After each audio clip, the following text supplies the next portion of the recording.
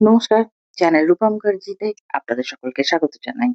আজ পশ্চিমবঙ্গের সরকারি কর্মচারী ও পেনশনভোগীদের জন্য গুরুত্বপূর্ণ কয়েকটি বিষয় নিয়ে আলোচনা করে থাকি আপনাদের সাথে। আপনারা সমস্ত ব্যাপারেই অবগত রয়েছেন, তাও আরেকবার আলোচনা।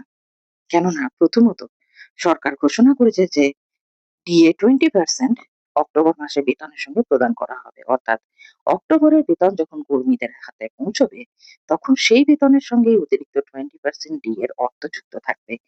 একই সুবিধা পেনশনভোগী ও তাদের পারিবারিক পেনশনভোগীরাও পাবেন। দ্বিতীয় গুরুত্বপূর্ণ বিষয় হলো অষ্টম বেতন কমিশন। জানানো হয়েছে কমিশনের কাজ ইতিমধ্যেই শুরু হয়েছে এবং বিভিন্ন দপ্তর থেকে তথ্য সংগ্রহ করা হচ্ছে।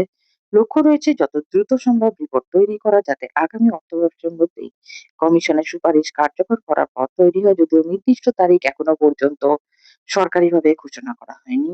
আর এর সাথেই তৃতীয় বিষয়টি হলো বকেয়া প্রাপ্য। সুপ্রিম কোর্টের নির্দেশ অনুযায়ী যে বকেয়া অর্থ এখনো বাকি রয়েছে তা ধাপে ধাপে পরিশোধের পরিকল্পনা চলছে। এজন্য গঠিত মনিটরিং কমিটির তত্ত্বাবধানে বিষয়টি এগোচ্ছে। তবে বর্তমান সরকার স্থায়ী সরকারি কর্মচারী, অবসরপ্রাপ্ত কর্মী এবং পারিবারিক পেনশনভোগীদের বিষয়ে বেশি গুরুত্ব দিয়েছে। এদিকে গ্রান্ট ইন এইড প্রতিষ্ঠানগুলির কর্মীদের বিষয়ে এখনো কোনো স্পষ্ট ঘোষণা করা হয়নি। ফলে শিক্ষক, শিক্ষিকা ও অন্যান্য কর্মীদের ক্ষেত্রে সরকারের চূড়ান্ত অবস্থান জানার জন্য আরো কিছুদিন অপেক্ষা করতে হবে। সব মিলিয়ে বর্তমানে ৩টি বিষয় সবচেয়ে গুরুত্বপূর্ণ।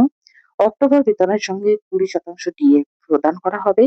অষ্টম বেতন কমিশনের কাজ এগোচ্ছে এবং সুপ্রিম কোর্টের নির্দেশ অনুযায়ী বকেয়া প্রাপ্য ধাপে ধাপে মেটানোর উদ্যোগ। সরকারি বিজ্ঞপ্তি প্রকাশ হলে পরবর্তী আপডেট জানা যাবে। সকলে ভালো থাকুন। দেখা হচ্ছে পরের ভিডিওতে। ধন্যবাদ। নমস্কার।